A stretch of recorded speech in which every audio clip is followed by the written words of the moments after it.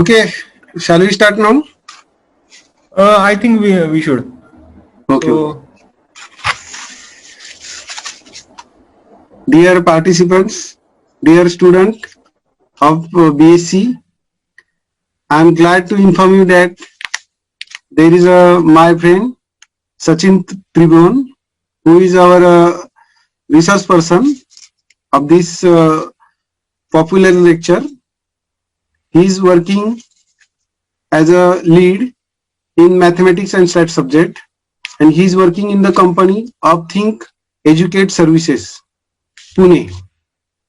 He having 16 years experience, and he did his MSc in University of Pune, and I am proud to say he is my classmate in MSc in 2004, and he was under his team. There are 110 people or employees are working. So this is very big achievement. He visited to USA 2 times, and it is sponsored by a company also. So such type of facility also provided by other employees also.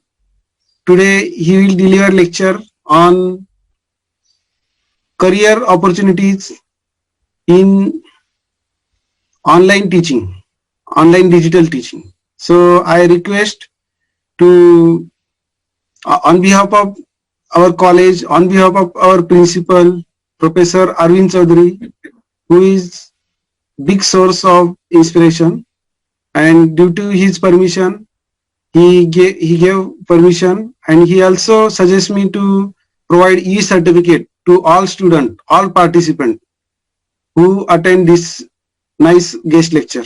So I request to Sachin Tribhuvan sir, please deliver his great lecture. Thank you. yeah. So I share first screen. thing is thank you, More sir, for introducing me with your students. So yeah, so I wanted to introduce myself, but More sir has already done that work. No, you can But repeat again, sir. yeah. So yeah, I'll repeat it for you again. So my name is Sachin Tribhuvan, and I have done MSc Mathematics from Pune University in 2005. So I have done my BSc from Shirampur College, RBNB College. Most of you might have heard about the name of the college. So after 2003, I joined MSc at Pune University, and 2003 to 2005, I have completed my MSc. And immediately after completing my MSc, I joined with the company which is right now I'm working in. So its name is Upthink Company.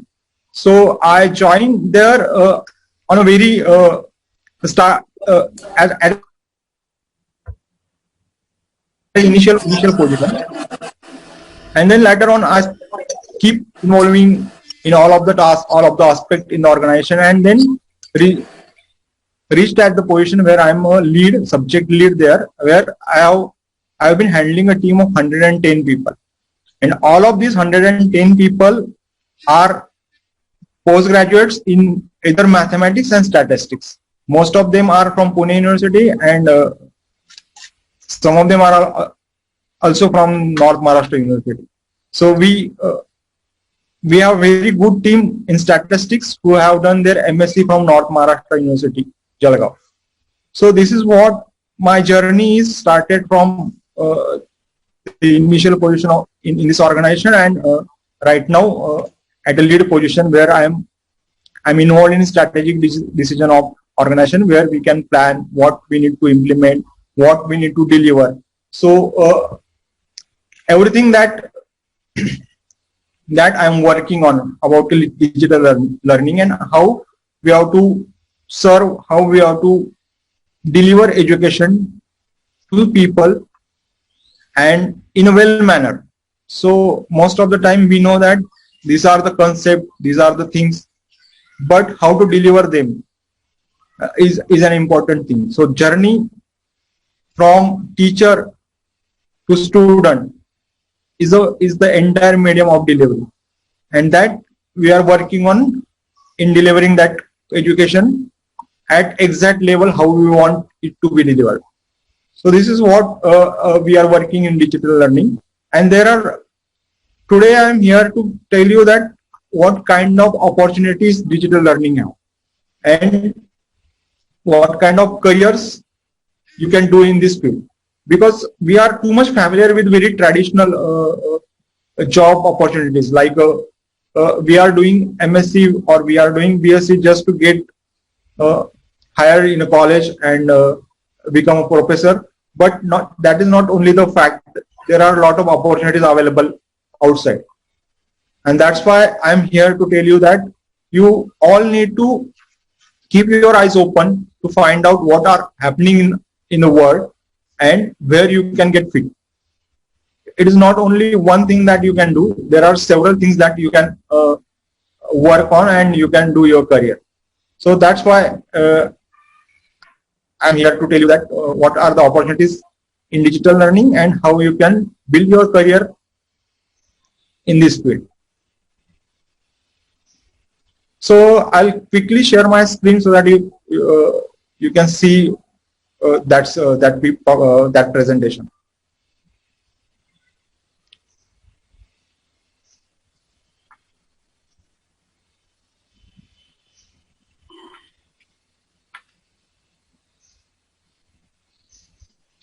Yes. So is it visible? Yes, it is visible, sir. So this is my organization. Its name is Upthink EduTech Services. And what Upthink does, it's on next slide. So the first thing is that Upthink works in e-learning domain. So what is e-learning domain? So e-learning domain is any education that can be done to digital and internet platform. So currently, I guess you all are working on e-learning. Your education is going through e-learning phase. बरोबर आहे ना सगळ्यांचं? कारण की when this COVID came, आता आपण सगळेजण digital आणि ई लर्निंगच्या माध्यमातून शिक्षण घेत आहोत. सो ते सर्व शिक्षण हे एक ई लर्निंग एका मोठ्या अम्ब्रेलाच्या अंडर येतं. सो मे बी आता झूम वरनं तुम्ही लेक्चर अटेंड करताय किंवा व्हॉट्सअप वरनं अटेंड करताय. So you are sharing your content through multimedia platform and receiving it, learning it from digital platform. That entire thing is called as e-learning field. आता समजा suppose तुमच्या शिक्षकांना तुम्हाला काहीतरी शिकवायचंय आणि त्यांनी त्या पुस्तकाचा जस्ट फोटो काढला, ज्या टॉपिक शिकवायचंय त्या टॉपिक पुस्तकामध्ये बघितला आणि they just took a photograph and send it to you over a WhatsApp. Will you be able to understand what he wants to tell you or what he wants to teach you? I guess you would not. कारण की तुम्हाला ते समजणारच नाही. त्यापेक्षा मग तुम्ही पुस्तकच prefer करा. So delivering content in interactive mode without having a person there in real time is the key aspect of e-learning field. कारण की तुम्हाला एज्युकेशन मिळतंय तुमच्या मोबाईल वरती, लॅपटॉप वरती, पण ऍट द एंड ते तुम्हाला समजलं पण पाहिजे. आणि ते समजून सांगण्याची जी स्किल सेट्स आहे ती सगळी ह्या ई लर्निंग फील्ड मध्ये आहे. त्याच्यामध्ये वेगवेगळ्या ऑपॉर्च्युनिटीज आहेत, वेगवेगळ्या पोझिशन्स आहेत. त्या सगळ्या पोझिशन्स आणि त्या सगळ्या चेन्स वरती लोक काम करत असतात. And then only it become understandable for end users. जसं मी सांगितलं की नुसता स्निप फोटो काढला आणि पाठवला तर no one is going to understand what is written in that photo. So very few student can understand, but we have to look for entire crowd. म्हणजे 10 मुलं असतील आणि त्यातल्या फक्त 2च मुलांना समजणार असेल तर then our system is fail. Unless and until all 10 people gets what is written in that content, then only we can say that our try is worth. So ह्या सगळ्या चेन्स आहेत त्या मी पुढे ऑलरेडी मेन्शन केलेल्या आहेत PPTs मध्ये. So आणि त्याच्यामध्ये किती करिअरच्या संधी आहेत, काय काय काम करू शकतात हे सगळं पुढे सांगितलेलंच आहे. सो ऑपॉर्च्युनिटीज आर इन एज्युटेक कंपनीज. एज्युटेक म्हणजे काय, तर हा फ्युजन आहे दोन शब्दांचा. एज्यू म्हणजे एज्युकेशन आणि टेक म्हणजे टेक्नॉलॉजी. सो एज्युकेशन हे टेक्नॉलॉजी वापरून डिलिव्हर करणं म्हणजे झालं एज्युटेक. आणि ह्या एज्युटेक कंपनीजमध्ये खूप सारे ऑपॉर्च्युनिटीज आहेत सब्जेक्ट मॅटर एक्सपर्टला. सब्जेक्ट मॅटर एक्सपर्ट्स म्हणजे जे सगळे लोक ज्यांनी मास्टर्स केलेले त्या सब्जेक्ट्समध्ये किंवा ते बॅचलर्स आहेत पर्टिक्युलर सब्जेक्ट, त्या सगळ्या लोकांना सब्जेक्ट मॅटर एक्सपर्ट्स म्हणतात. म्हणजे आता तुम्ही सगळे मॅचेस लोक असतील आय गेस या लेक्चरमध्ये, right? So all of you are subject matter experts.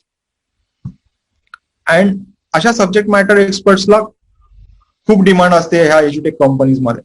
कारण की ऍट द एंड तुमच्या सब्जेक्टचा कंटेंटच इम्पॉर्टंट असतो, तुमच्या सब्जेक्टची कन्सेप्टच इम्पॉर्टंट असते. तिला किती रंगरंगोटी केलेली असते डिजिटल लर्निंग वाल्यांनी पुढे जाऊन, त्याचं किती मोठं व्हिडिओ प्रेझेंटेशन केलेलं असतं, दॅट कॅन कम लॅटर. पण अगोदर ती कन्सेप्ट इम्पॉर्टंट असते. कारण की पुढचा माणूस त्याच्यावरती छान प्रेझेंटेशन करेल, त्याचे छान ग्राफिक्स तयार करेल, त्याला छान डिलिव्हर करेल, पण जो कंटेंटच त्याला मिळाला नाही.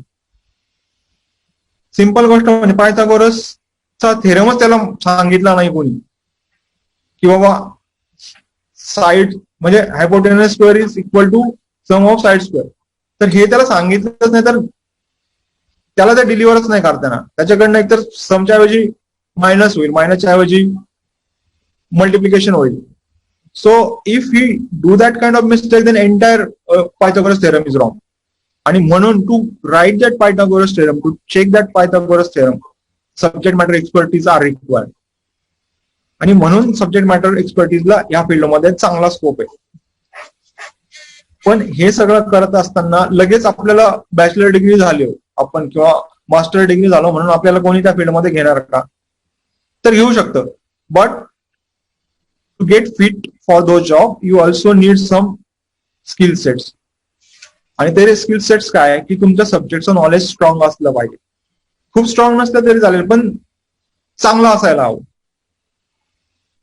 कारण की जर तुम्हाला तुमचं whenever you are going to get interview in that companies, they are going to ask you your subject knowledge questions. तर तुम्हाला तुमच्या सब्जेक्ट नॉलेजचे क्वेश्चन्स ते विचारणार आहेत. आणि त्याच्यासाठी आणि नॉट ओनली की फक्त इंटरव्ह्यू देता यावा म्हणून सब्जेक्ट नॉलेज चांगला असायला हवं. सब्जेक्ट नॉलेज हा आपला सगळ्यांचा स्ट्रॉंग पॉइंट आहे. कारण की आपण जेव्हा म्हणतो की माझं MSc झालंय, माझं BSc झालंय, इट डझंट मीन की आपण परीक्षा देऊन पास झालोय म्हणून आपलं BSc झालंय, किंवा परीक्षा देऊन पास झालोय आणि आपल्याला सर्टिफिकेट मिळालंय म्हणून आपण MSc झालो. नाही, याचा अर्थ तो नाहीये. आपण परीक्षेपुरतं सब्जेक्ट नॉलेज मिळवलेलं नसतं. सब्जेक्ट नॉलेज स्किल सेट्स हा आपला स्ट्रॉंग पॉइंट आहे. जसं रामाचा स्ट्रॉंग पॉइंट किंवा अर्जुनाचा स्ट्रॉंग पॉइंट होता, त्याला त्याचं शिवधनुष्य येतं, त्याला त्याचं धनुष्य मारताच यायचं. सो तो स्किल सेट्स आपला सब्जेक्ट नॉलेज आहे. तो काय फक्त परीक्षेपुरता किंवा कुठल्या एका इंटरव्ह्यू पुरता मर्यादित नाहीये. सो तो सब्जेक्ट नॉलेज आपल्याला बळकट करणं, स्ट्रॉंग करणं. जेव्हा आपण म्हणतो की माझं MSc करतोय मी किंवा मी BSc करतोय, you should not look only for the exam, की मला ही एक्झाम द्यायची म्हणून मी हे सगळं स्टडी करतोय. हा स्टडी आपल्याला एक्झाम ही आपल्याला इव्हॅल्युएट करत असते की आपल्याला कितपत समजलंय. Exam is not final objective of your study. Exam is just one phase. कारण की त्या एक्झाम मधनं बाहेर पडल्यानंतर मग मला काय करायचं त्या थेरमचं आणि त्या मॅट्रायसेसचं आणि फील्ड थेअरीचं, असं म्हणून चालणार नाही. That has to go with you all the time because you are MSc math और युअर BSc मॅथ पर्सन. आणि म्हणून ते शिकतानाच तुम्ही स्ट्रॉंगली शिकणं गरजेचं आहे. आणि खरं सांगायला गेलं तर तुमचे जी बॅच आहे, म्हणजे तुमची जी पिढी आहे, आता आम्ही काय फार म्हातारा नाही झालो, पण ही जी पिढी आहे ही पिढी तशी त्या मनाने बऱ्यापैकी लकी म्हणावं लागेल. का लकी म्हणतोय, कारण की आता बऱ्यापैकी गोष्टी तुमच्या फिंगर टिप वरती अवेलेबल झालेल्या आहेत. तुमच्याकडे व्हॉट्सअप आहे, तुमच्याकडे युट्यूब आहे, त्याच्यामुळे तुम्ही पटकन एखादी कन्सेप्ट समजली नाही तर you can go and check it on digital platform. तसं आता जर कोविडची सिच्युएशन जर 15 वर्ष मागे आली असती ना, किंवा 20 वर्ष मागे आले असते तर आता सगळं एज्युकेशन ठप्प झालं असतं, कुणालाच काही करता आलं नसतं. पण ऑलरेडी टेक्नॉलॉजी होती आणि लोकांना वापरायची सवय आहे, त्याच्यामुळे डिजिटल लर्निंग किंवा लर्निंग सोपं झालंय, थोड्या फार का प्रमाणात सोपं झालं. ऑफकोर्स त्याच्यासाठी तुम्हाला उपकरणांची गरज पडते, इन्फ्रास्ट्रक्चरची गरज पडते, पण काही प्रमाणात का होईना आणि ऑलमोस्ट 70-80-90% प्रमाणात का होईना आपण आता एज्युकेशन करू शकतो घरात राहून का होईना. हे 20 वर्षापूर्वी शक्य नव्हतं. 20 तर खूप झाले, 10 आणि 15 वर्षापूर्वी पण शक्य नव्हतं. म्हणजे फॉर्च्युनेटली कोविड आला तेव्हा ह्या सगळ्या गोष्टी अवेलेबल होत्या, म्हणून आपलं एज्युकेशन कुठेही थांबलं नाही. पण हे सगळं करत असताना तुम्हाला तुमची संधी आहे तुमचं सब्जेक्ट नॉलेज वाढवण्याची, आणि ते वाढवलं तरच तुम्हाला चांगल्या ऑपॉर्च्युनिटीज मिळतील. काम चालू सब्जेक्ट नॉलेज मध्ये तुमचं फक्त काम चालूच करिअर घडू शकतं, आणि no one want to build their career in a काम चालू मोड. कारण की whenever you have to do something, you have to do it sincerely and give your 100%. कारण की यशस्वी होण्याचा हा एकच मार्ग आहे. यशस्वी होण्यासाठी तुम्हाला किती मार्क पडलेत, आणि तुम्हाला पहिला नंबर आलाय का, दुसरा नंबर आलाय का, आणि तुम्ही किती तास अभ्यास केला, ह्या गोष्टी महत्वाच्या नाही ठरत आयुष्यात. जर तुम्ही रस्त्यावरती जाऊन बघितलं, नजर टाकली, तर तुम्हाला हे ओळखता नाही येणार की कोण टॉपर आहे आणि कोण फेल्युअर आहे. That is just with in the classroom, की हा टॉपर आहे, हा 2 नंबरचा, हा 3 नंबरला आला. सो म्हणून ह्या गोष्टी जेव्हा आपण शिकतो ना, we have to do it honestly and sincerely. कुठलंही लेक्चर करा, कुठलंही काम करा, कुठलंही शिक्षण घ्या, do not take it casually, की करायचं म्हणून करतोय काहीतरी आणि चाललंय म्हणून चाललंय. Do it sincerely and give your 100% attention to that. आणि यशस्वी होण्याचा हाच एक मार्ग आहे. कुठल्याही फील्डमधल्या लोकांना बघितलं ना, तर ते कधीच नाही मागणार की मला 100% मार्क होते, मला 80% मार्क होते. त्यांना साधारणच मार्क होते, पण त्यांनी जे पण काम केलं ना, ते त्यांनी खूप सिन्सिअरली आणि डेडिकेटिव्हली केलं, आणि त्याच्यात प्रामाणिकपणा त्यांचा होता. त्याच्यामुळे ते लोक त्या यशाच्या शिखरावरती पोहोचलेले. Same thing for the players also. Sachin Tendulkar, आपण म्हणतो त्याला 10वीला मार्क नव्हते, but what ever he has done it sincerely. त्याने टंगळ मंगळ नाही केली, त्याने त्याच्यात 100% झोकून देऊनच काम केलं. तर त्याच्या 10वीच्या मार्कांना काहीच अर्थ नाही राहिला. But what he has choose, he delivered that. आणि त्या पद्धतीनेच आपण प्रत्येकाने काम करायचंय, की कुठलंही छोटं फील्ड असू द्या, मोठं फील्ड असू द्या, आपण त्या फील्डला किती मोठं करायचं आणि आपल्या करिअरला किती मोठं करायचं, हे सर्वस्वी आपल्या हातात असतं, दुसऱ्या कोणाच्याही हातात नसतं. सो ह्या गोष्टी आपल्याला करणं खूप गरजेचं आहे. सब्जेक्ट नॉलेज स्किल सेट चांगली असायला हवी. दुसरी गोष्ट, आता जेव्हा मी म्हटलं माझ्याकडे 110 लोकांची टीम आहे, मी दरवर्षी जवळजवळ 100 ते 150 लोकांचा इंटरव्ह्यू होतो. सो एक गोष्ट प्रकर्षाने झाली होती की कम्युनिकेशन स्किल सेट. आपण इंग्लिश कम्युनिकेशनला खूप कॅज्युअली बघतो. आपल्याला वाटतं आपल्याला प्रॉब्लेम सॉल्व्ह करता येतो ना, मग कशाला हवं English communication. But English communication ही खूप इसेन्शियल गोष्ट आहे आजच्या काळामध्ये. असं नाही की तुम्हाला खूप जास्त एकदम फाडफाड इंग्लिश बोलता यायला पाहिजे, नाही. पण तुम्हाला जे पण लिहिता येईल ते तुम्हाला ग्रॅमॅटिकली करेक्ट लिहिता आलं पाहिजे. 2 वाक्य तुम्ही बोलाल ते तुम्हाला नीट बोलता आले पाहिजे, त्याच्यामध्ये ग्रॅमॅटिकल मिस्टेक्स नको, तुम्हाला अडखळता नको, तुम्ही अडखळायला नको ते वाक्य बोलताना. You should speak it very fluently and correctly. नुसतं फ्लुएंटली बोलून पण उपयोग नाही, you have to speak it correctly. तुम्हाला लिहिता पण आलं पाहिजे करेक्टली. आता बऱ्याचदा काय होतं, जेव्हा आपण बीएससी करत असतो किंवा एमएससी करत असतो, बऱ्याचदा आपण इंग्लिश कम्युनिकेशनकडे दुर्लक्ष करतो. आपण आपल्याला फक्त प्रॉब्लेम्स कसा सॉल्व्ह करायचा, त्याच्यामध्ये वी नो दॅट आणि असं शब्द वापरतो, तेवढंच काय ते आपलं इंग्लिश आपल्याला माहित असतं. आणि पुढे जाऊन जेव्हा आपण इंटरव्ह्यू द्यायला जातो, कोणीतरी सांगतं की तुझ्याबद्दल 2 वाक्य लिही जरा, काय केलंयस तू. तर ते 2 वाक्य लिहिताना, इव्हन वी आर एमएससी और बीएससी कॅन्डिडेट, आपल्याला ते लिहिता येत नाहीत व्यवस्थित. So when ever you get time, जेव्हा सुट्ट्या असतात, व्हॅकेशन असतात मुलाच्या, त्या याच्यामध्ये तुम्हाला तुमचं कम्युनिकेशन स्किल सेट्स सुधारण्याकडे लक्ष दिलं पाहिजे. त्यासाठी तुम्ही एफर्ट्स घेतले पाहिजे. आणि जेव्हा तुम्हाला कोणीतरी इंग्लिश चांगलं यायला लागेल, तेव्हा तुम्हाला कोणी म्हणणार नाही की काय येतंय तुला इंग्लिश चांगलं, हे तर तुला शिकवलं नव्हतं, मग तू काय बोलतोयस, असं होणार नाही. That is not going to waste anyway, or what it is going to add something on in your career. असं बऱ्याचदा झालेलं आहे की सब्जेक्ट मॅटर खूप चांगलं होतं, पण कम्युनिकेशन चांगलं नसल्यामुळे कॅन्डिडेटला रिजेक्ट करायला. कारण की सब्जेक्ट मॅटर हे एक शस्त्र आहे, पण ते शस्त्र डिलिव्हर करण्याचं काम हे इंग्लिश कम्युनिकेशन करतंय. सो त्याच्यामुळे त्या कम्युनिकेशन वरती सगळ्यांनी भर द्या. प्रेझेंटेशन स्किल्स जेव्हा आपण म्हणतो की आपण कसं प्रेझेंटेबल करता येईल आपल्याला, बऱ्याचदा काय होतं की आपण ग्रामीण भागात आलेलो असतो, त्याच्यामुळे आपल्याला बुजरेपणा खूप असतो. आपण माहीत असते कन्सेप्ट, पण आपल्याला वाटलं चुकलं तर काय होईल, लोक हसतील का, आणि त्याच्यामुळे आपण सांगायला घाबरतो, कारण की आपल्याकडे ते प्रेझेंटेशन स्किल्स नसतात किंवा कॉन्फिडन्स नसतो सगळं असलं तरी. आणि आपण म्हणतो की चला न सांगण्यापेक्षा गप्प राहिलेलं बरं, आणि we decided to stay silent. आणि त्याच्यामुळे ते ऑपॉर्च्युनिटी आपल्याकडनं जातात. आपल्या सायलन्स वरनं समोरच्याला कळत नाही याला येतंय की नाही येत. So we have to speak, we have to present whenever it is required. फक्त बोलता येत नाही, प्रेझेंट करता येत नाही म्हणून ते करायचं नाही असं जर केलं तर then we are closing doors for us. So ह्या गोष्टींवरती तुम्ही भर द्या की सब्जेक्ट नॉलेज जे तुमच्या सिलेबसमध्ये आहे ते तुम्हाला चांगलं यायला पाहिजे. नाही आलं तर तुमच्याकडे युट्यूब आहे, तुमच्याकडे शिक्षक लोक आता व्हॉट्सअपवरती अवेलेबल आहेत, झूम मिटिंग्स वरती अवेलेबल आहे. तुमच्या एकमेकांना ज्याला एखादी चांगली कन्सेप्ट समजली असेल त्याच्याकडे जाऊन तुम्ही ती समजून घेऊ शकता. सो ह्या सगळ्या गोष्टी करणं गरजेचं आहे. कम्युनिकेशन स्किल सेट्स तुम्ही सुधारणं गरजेचं आहे. आणि हे सुधारत असताना याचा सिम्पल फंडा आहे कम्युनिकेशन सुधारण्याचा. रीड, राईट, लिसन, स्पीक. वाचा, लिहा, ऐका आणि बोला.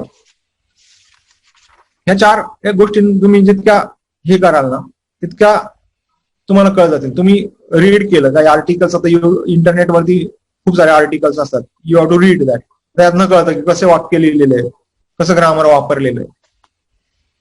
मग तुम्ही स्वतः लिहा की मला ह्या एखादी घटना घडली आज दिवसभर, ही मला इंग्लिशमध्ये लिहायची, हाऊ कॅन आय राईट, तो प्रयत्न करून बघा. मग तुम्हाला समजेल की कसं कुठे अडचण येते. देन वाचा. युट्यूब वरती बऱ्यापैकी टेड टॉक्स म्हणून असे चांगले कार्यक्रम असतात, त्याच्यामध्ये इंग्लिश बोलतात लोक. ते ऐकून पण आपल्या कानावरती पडल्यानंतर समजतं की कसं बोलतात, कसे वाक्य वापरतात. And then you mutually speak with each other, not to show that how good you can speak, but to do practice on it.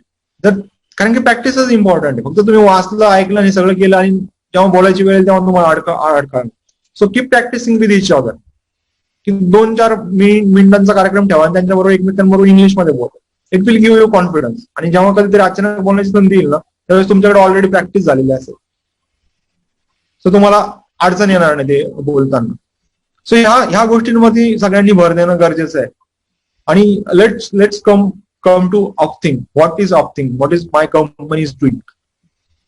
So first upon that the business we are doing is tutoring. So tutoring is one-to-one interaction with the student. So आता हे सगळे जे students आहेत ते अमेरिकेतले students आहेत.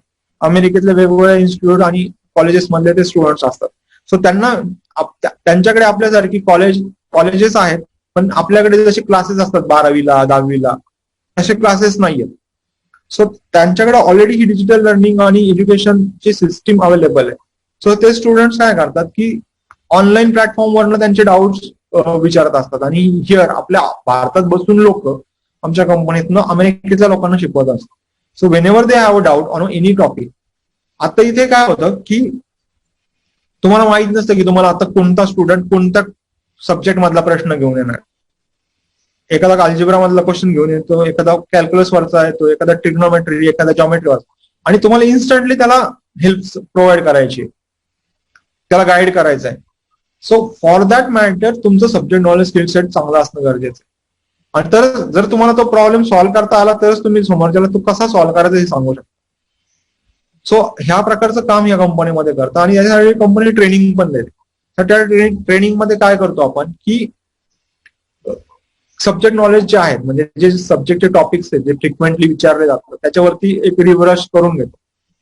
बाकीच्या मॅथच्या concept या अमेरिकेत, भारतात, जगात कोणत्याही ठिकाणी गेल्या तर त्या सेमच आहेत. सो त्याच्यामध्ये काही चेंजेस नाही आहेत. So volume of revolution you find it in India and you find it in America, it doesn't matter, it is the same concept. Trigonometric फॉर्म्युले सेम आहेत सगळीकडे. सो त्या कन्सेप्टचं आपण ट्रेनिंग देतो. दुसरं ट्रेनिंग आपण टेक्नॉलॉजी कशी वापरायची, ते इंटरॅक्शन स्टुडंट बरोबर करताना कुठले टूल्स वापरायचे याचं देतो. आणि तिसरं ट्रेनिंग आपण कम्युनिकेशन फ्लोचं देतो, की कसं कम्युनिकेशन असायला पाहिजे. म्हणजे तुला जे म्हणायचंय, आपल्याला जे म्हणायचंय ते शब्दात कसं मांडता आलं पाहिजे. कारण की इथे तुम्हाला बोलायचं नाही, इथे तुम्हाला लिहायचंय.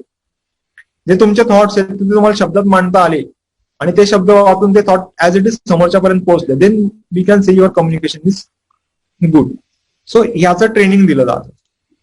आणि हा एक पार्ट आहे. दुसरा पार्ट आहे कॉन्टेंट डेव्हलपमेंट. कॉन्टेंट डेव्हलपमेंटमध्ये जसं म्हणलं की you have wide text book, खूप सारं टेक्स्ट बुक आहे आणि त्या टेक्स्टबुक मध्ये ढिगभर कन्सेप्ट आहेत आणि तुमच्या स्टुडंटला त्या कन्सेप्ट तुम्हाला हे करायच्या, सांगायच्यात. आता तुमच्या स्टुडंटला पूर्ण पुस्तक वाचायला वेळ नाही आणि त्या पुस्तकातनं जे इम्पॉर्टंट आहे ते तुम्हाला कव्हर करायचंय, काही इग्नोर पण नाही करायचंय. सो त्या पुस्तकातून कंटेंट डेव्हलप करणं आणि त्या पुस्तकाचा जो उद्देश आहे, जे ऑब्जेक्टिव्ह ते ऍज इट इज कंटेंटमध्ये ट्रान्सफर करणं.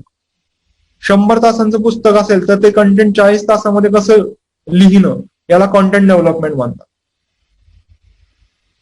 100 तासांचे 40 तासात आणण्यासाठी 60 तासांचं कट आउट करणं हा पर्याय नसतो. You have to have everything in that content, but you have to concisely write down the content and reduce your time. हा त्या कंटेंट डेव्हलपमेंटचा एक करिअर असतं. त्यानंतर सोल्युशन डेव्हलपमेंट असतं. बऱ्याचशा युनिव्हर्सिटीज काय करतात, टेक्स्ट बुक्स असतात त्यांचे, जे रेफर करतात. त्या टेक्स्ट बुकचं सोल्युशन्स डेव्हलप करायला सांगतात. सो ते सोल्युशन डेव्हलपमेंटचं काम एक असतं, त्याच्यामध्ये काम करिअर करू शकता तुम्ही. आणि तिसरी गोष्ट म्हणजे लास्ट पॉईंट आहे कोर्स डेव्हलपमेंट आणि मॅनेजमेंट. सो कोर्स डेव्हलपमेंट काय असतात, आता जसं आपल्याकडं तुम्हाला वेगवेगळे कोर्सेस आहेत, मे बी मॅट्रायसिस एक कोर्स असेल, फील्ड थेअरी नावाचा एक कोर्स असेल, असे 8-10 कोर्सेस होऊन तुमचं बीएससीचं ग्रॅज्युएशन होतं. सो तसं अमेरिकेमध्ये काय होतं की त्यांच्याकडे त्यांना MS करण्यासाठी किंवा ग्रॅज्युएट करण्यासाठी क्रेडिट सिस्टीम असते. तर ती क्रेडिट सिस्टीम वरनं त्यांना स्कोर्स मिळत असतो. तर ते काही कोर्सेस बाहेरून पण घेतात आणि हे बाहेरून कोर्सेस जे मिळतात ना, ते त्यांना आपण प्रोव्हाइड करतो आणि आपण ते कोर्सेस डेव्हलप करतो. त्याच्यामध्ये करिअर्स आहेत बऱ्यापैकी. सो ह्या कंपनीमध्ये, आमच्या कंपनीमध्ये ग्रॅज्युएट्स आणि पोस्ट ग्रॅज्युएट्स लोकांना घेतो आम्ही. ग्रॅज्युएट्स लोकांना पण घेतो. जसं मी सांगितलं, पण त्यांचं सब्जेक्ट नॉलेज चांगलं असलं पाहिजे आणि कम्युनिकेशन चांगलं असलं पाहिजे. आणि थर्ड क्रायटेरिया इज त्यांचा बेसिक कॉम्प्युटर नॉलेज असलं पाहिजे, की कॉम्प्युटर वापरता आला पाहिजे, त्याच्यावरती काम करता आलं पाहिजे.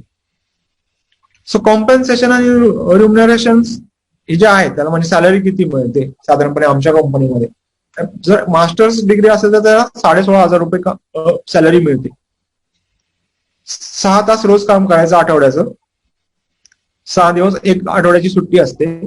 महिन्याची म्हणजे वर्षभरात 24 लिव्ह असतात, एक वीकली ऑफ असतो, 10 हॉलिडेज असतात, फेस्टिवल हॉलिडे. आणि याच्याबरोबर त्याचा आणि त्याच्या फॅमिलीचा इन्शुरन्स असतो, ESIC. आणि एवढं करून वर्षाच्या शेवटी एक परफॉर्मन्स लिंक बोनस असतो, की त्याचा परफॉर्मन्स कसा त्याच्या बेसिसवरती त्याला बोनस पण मिळतो. तर तो बोनस कमीत कमी 16,000च असतो, पण काही काही लोकांना तो 32,000 रुपये पण मिळतो, 40,000 रुपये पण मिळतो, बेस्ड ऑन देअर परफॉर्मन्स.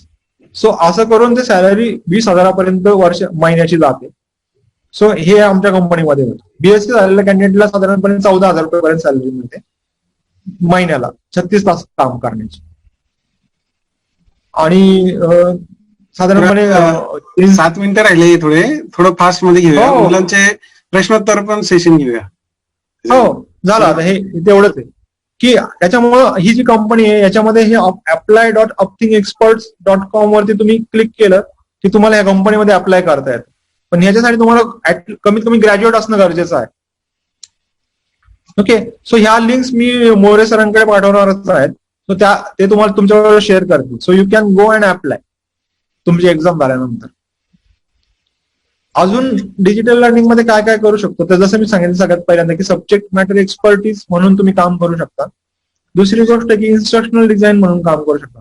हे कंटेंट जेव्हा डिलिव्हर करतो आपण, ते पुढच्या फेजला जाताना की त्या कंटेंटमध्ये कशा पद्धतीने गोष्टी असायला पाहिजे हे इन्स्ट्रक्शनल डिझायनर तयार करतो. त्यानंतर पुढची ऑपॉर्च्युनिटी अशी आहे की लर्निंग डेव्हलपर. तो डेव्हलपर काय करतो की सॉफ्टवेअर वापरून ते कंटेंटला जरा चांगलं दिसण्याच्या भाषेत तयार करत असतो. आणि लर्निंग मॅनेजमेंट सिस्टीम, जसं वेगवेगळ्या मॅनेजमेंट सिस्टीम असतात त्याच्यावरनं तो कोर्स किंवा ते एज्युकेशन होस्ट होत असतं. सो त्याच्यामध्ये ह्या सगळ्या फील्ड्समध्ये तुम्ही डिजिटल लर्निंग मध्ये करिअर करू शकता. आणि ह्या सगळ्या जसं मी म्हटलं की याच्यामध्ये सॅलरीज 16,000 20,000 पासून स्टार्टिंग असतात. So there are lot of scope. असं नाहीये की आता आपल्याला काय जॉब मिळणार डिग्री म्हणून, नाही. स्किल सेट असतील आणि चांगलं डिरेक्शन असेल तर of course you can build your career. कारण की खूप साऱ्या ऑपॉर्च्युनिटीज आता मार्केटमध्ये अवेलेबल आहेत. जसं तुम्ही बायजूस वगैरेचं नाव ऐकलं असेल. So digital learning subject matter एक्सपर्टीजचे खूप ऑपॉर्च्युनिटीज ह्या कंपन्यांमध्ये आहे. आमच्या कंपनीमध्ये पण बऱ्याचशा ऑपॉर्च्युनिटीज असतात. सो मागच्या वर्षी आम्ही 150 लोकांना हायर केले मागच्या मे मध्ये. सो एवढ्या सगळ्या ऑपॉर्च्युनिटीज आहेत. त्याच्यामुळे तुम्ही काय होणार आपलं डिग्री झाल्यानंतर असं विचार न करता तुमचं करिअर तुमच्या हातामध्ये आहे आणि खूप साऱ्या ऑपॉर्च्युनिटीज पण आहे. सो टाइम हा हॅलो सर.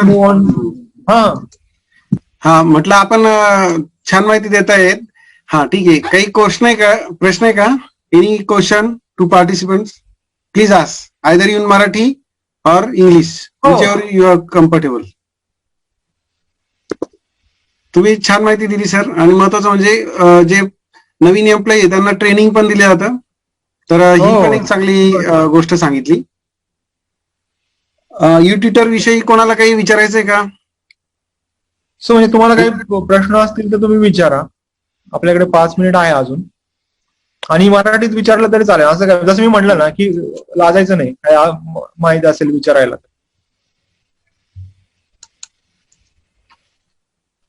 बोला, काय विचारायचं? काय बराच वेळा काही कॉमन प्रश्न असतो. मुली जास्त आहे तिथं, तर मुलींना असं वर्क फ्रॉम होम सारखं करता येईल का? समजा ती कंपनी पहिले जॉईन केली. वर्क फ्रॉम होम आता सध्याला आमच्याकडे वर्क फ्रॉम होमचा ऑप्शन आम्ही बऱ्यापैकी लोकांना दिलेलं आहे. आता 300 एम्प्लॉई ते सगळे घरूनच काम करतात. म्हणजे तुमच्या अंडर जे 110 लोक काम करताय, तुम्ही म्हटलं 16,000 रुपयाची सॅलरी तुम्हाला तुमच्या घरात बसून मिळणार. वा. सो त्यासाठी तुम्हाला दुसरीकडे जायची गरज नाहीये. तुम्हाला दुसरी रूम शोधा, पुण्यात याची काही गरज नाही.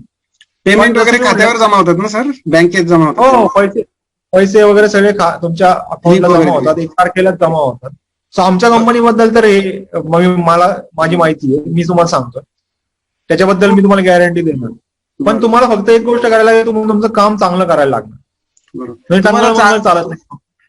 हो सर. तुम्हाला असं म्हणजे बाहेर फॉरेनला कंपनीने पाठवलं होतं का सर? USA ला, अमेरिकेला? जसं मी म्हटलं की ते कंटेंट तिकडे जे एज्युकेशन मध्ये जे कोर्सेस असतात ते कोर्स मी मॅनेज बऱ्यापैकी बाहेरच्या युनिव्हर्सिटीजचे करतो. त्यांच्या कोर्सेसमध्ये जेव्हा काही त्यांना मॉडिफिकेशन करायचं असतं किंवा काही रिव्हिजिट करायचं असतं तर बऱ्यापैकी मलाच ते करायला लागतं इकडनं. सो बऱ्याचदा तिकडे जाऊन पण ते करावं लागतं. आणि सर समजा ज्यांनी कोणी मॅथ केले, BSc मॅथ म्हणा, MSc मॅथ, आणि त्यांना समजा ते 12वी पेक्षा ते 10वी पर्यंत कम्फर्टेबल असतील त्यांचं नॉलेज, तर त्यांना पण तसा स्कोप आहे का? टीचिंग चांगलं आहे त्यांचं, पण ते 10वी पर्यंत चांगलं करू शकतात असे काही समजा स्टुडंट असतील, विद्यार्थी सध्या असतो. जसं मी म्हटलं ना की BSc झालेला कॅन्डिडेट BSc ला पण शिकू शकतो जर त्याचा सब्जेक्ट नॉलेज चांगला असेल. बरोबर. कारण की आता तुम्ही हे मित्र पण एकमेकांना समजून सांगतातच नाही एखादा प्रॉब्लेम जेव्हा आणलेला असतो आणि एखाद्याला चांगला समजलेला असतो ते पण एकमेकांना समजून सांगतात त्यांच्याच वर्गातला प्रॉब्लेम. सो जरी तुम्ही BSc झालेला असता तरी तुम्ही यू शुड नॉट रिस्ट्रिक्ट की मला फक्त 12वी पर्यंत शिकवता येईल. नाही, you should aim for BSc level. What ever you have learn you should aim till that की तुम्हाला हे इथपर्यंत शिकवता येईल. म्हणजे तुम्हाला माहिती येतं तुम्हाला सगळ्यांना शिकवता येतं. Thank you sir. चांगलं सर. असे काही स्टुडंट, असे काही एम्प्लॉई, मी एक्झाम्पल सांगतो की आम्ही BSc झालेले कॅन्डिडेट घेतले, त्यांनी 2 वर्ष आमच्याकडे काम करून MSc केलं आणि नेट सेट पण पास झालेले. वा. सो असे बरेचसे कॅन्डिडेट आहे आमच्याकडे जे BSc म्हणून जॉईन झाले. 36 तास काम असतं, त्याच्यामुळे उरलेल्या वेळेत MSc पण करता आलं त्यांना आणि त्यांना पुढे ऑपॉर्च्युनिटीज पण मिळाल्या. समजा काही इन केस MSc फेल असतील पण त्यांना पण BScच्या बेसिस वरती घेतो त्यांना घेतात. बरोबर. छान. तुम्ही छान माहिती दिली सर, वेळात वेळ काढून. Thanks for giving your valuable time and on behalf of our college. तुमच्या कॉलेजनी तुमच्या प्रिन्सिपल सरांनी जी ऑपॉर्च्युनिटी दिली मला तुमच्याशी बोलण्याची त्याच्याबद्दल त्यांचं पण धन्यवाद. आणि वेळ कमी असल्यामुळे हे संपत आलंय. तुमचा ईमेल शेअर केला सर. हा मी तुमच्याकडे शेअर करतो सर. तुम्ही स्टुडंटला बिंदास द्या. चालेल sir. कंपनीची लिंक पण पाठवतो. ते हो, कधी sir. जॉईन करू शकता, visit करू शकता. अजून तसे काही एक दोन कंपन्यांचे नाव असतील तर सजेस्ट करा सर, म्हणजे मुलं ते तसे बघू शकतात. ओके. सो मी आता तुम्हाला एक मेल मध्ये ते माझ्या कंपनीचा याचा ऍड्रेस देतो. त्याच्याबरोबर त्या बाकीच्या काय ऑपॉर्च्युनिटीज चालेल. आहेत त्या पण मी तुम्हाला सांगतो. म्हणजे त्याच्यावरनं ते कळेल थँक्यू सर. तुम्हाला की- वेळ संपतोय आता, 1 मिनिटापेक्षा कमी राहिला. हो, थँक्स सर. चालेल चालेल. Thank you everyone. मुलांच्या वतीने पण तुम्हाला थँक्यू सर. आपण इथे मीटिंग संपूया. Okay, thank you. हा सर.